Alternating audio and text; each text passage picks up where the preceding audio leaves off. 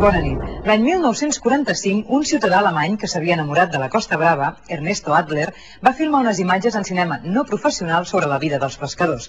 Les va muntar i en va fer una pel·lícula titulada Lobos de la Costa Brava, que ens ha cedit la seva viuda. No cal que els digui com ha canviat la Costa Brava en aquests 60 anys. Més val que vegin les imatges que, per cert, estan filmades entre Lloret i Tossa de Mar.